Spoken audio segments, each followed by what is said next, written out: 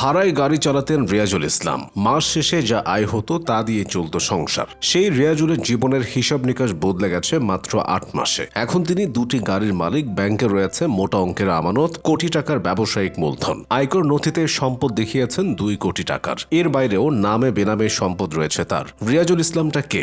রিয়াজুল ইসলামকে এলাকায় সবাই চেনেন ইলিয়াস মন্ডল নামে। তিনি অন্তর্বর্তী সরকারের স্থানীয় সরকার মন্ত্রণালয়ের সাবেক উপদেষ্টা আসিফ মাহমুদ সজীব ভুঁইয়ার সাবেক এপিএস মোয়াজ্জেম হোসেনের আপন বড় ভাই। মূলত ভাই উপদেষ্টার এপিএস হওয়ার পর থেকে যেন ভাগ্যের চাকা ঘুরতে শুরু করে তার। আগে কখনো আয়কর না দেয়া সাধারণ একজন গাড়ি চালক থেকে প্রথম রিটার্নেই এক ধাক্কায় তিনি প্রায় ২ কোটি টাকা সম্পদের ঘোষণা দিয়েছেন। বিপুল এই সম্পদ অর্জনে তার সময় লেগেছে মাত্র ৮ মাস।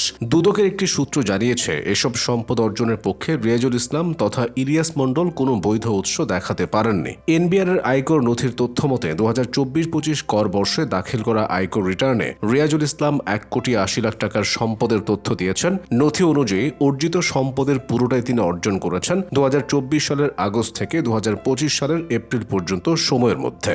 আর এই ৮ মাস তার ছোট ভাই মোয়াজ্জেম সাবেক উপদেষ্টার এপিএস এর দায়িত্ব পালন করেন। এছাড়া আয়কর নথিতে রিয়াজুল তার ব্যবসায়িক মূলধন উল্লেখ করেন ৯৬,৩৭,৫০০ টাকা। কাগজপত্র ঘেটে দেখা যায় রাজধানীর শ্যামলী শাখায় ডাচ বাংলা ব্যাংক পিএলসিতে ১৬,৯৯,৭২৮ টাকা এফডিআর রয়েছে তার। এই এফডিআর এ থাকা অর্থ অর্জনের তারিখ উল্লেখ করা হয়েছে ২৪ সালের ১০ নভেম্বর। এর ঠিক ২ দিন আগে একই হিসাব নম্বরের একটি সঞ্চয়ী আমানতে ৪,২৮,৮৬৭ টাকা অর্জনের তারিখ উল্লেখ করেন তিনি। ২০২৫ সালের ৩০ জুন রিয়াজুলের হাতে নগদ ৩,১৫,৯৩১ টাকা অর্জনের তথ্য দেওয়া হয়েছে। একইভাবে ডেল্টা লাইফ ইন্স্যুরেন্সে তার জমা দেখানো হয়েছে ১,১৩,৩৯২ টাকা। রিয়াজুল এবং তার স্ত্রী সাথী খাতুনের নামে থাকা দুটি গাড়ি কেনার তথ্য রয়েছে। গাড়ি দুটি তিনি কিনেছেন অন্তর্বর্তী সরকারের ১.৫ বছরে। রিয়াজুলের নিজের নামে কেনা নোয়া মাইক্রোবাসটির মূল্য আয়কর নথিতে দেয়া ৪৩,৬৫,০০০ টাকা। গাড়িটি তিনি কেনেন ২০২৪ সালের ৩০ নভেম্বর। এছাড়া স্ত্রী সাথী খাতুনের নামে থাকা আরেকটি প্রাইভেট কার রয়েছে আয়কর নথি অনুসারে, যেটির মূল্য ১২,৯০,৫০০ টাকা। আসিফ মাহমুদ সজীব ভুঁইয়ার সাবেক এপিএস মোয়াজ্জেম হোসেনের গ্রামের বাড়ি মাগুরার মোহাম্মদপুরে খোঁজ নিয়ে জানা গেছে রিয়াজুলের বাবা মোহাম্মদপুর উপজেলার বিনোদপুরের দহিনপাড়ার একজন কৃষি শ্রমিক, নাম আজিজার মন্ডল। মাগুরা জেলা সদর থেকে মোহাম্মদপুরের দূরত্ব ১৬ কিলোমিটার। বিনোদপুরের দহিনপাড়া সড়কের পাশেই রিয়াজুলের বাড়ি। বাড়িটির এক ভিটায় একটি টিনের পুরনো ঘর, অন্য ভিটায় ছোট একটি রান্নাঘর, ভেতরে চৌকি, একটি খাট আর পুরনো একটি শোকেস বাদে তেমন কোনো আসবাব নেই। এখন সেখানে ফাউন্ডেশন দিয়ে বিল্ডিং তোলা হচ্ছে।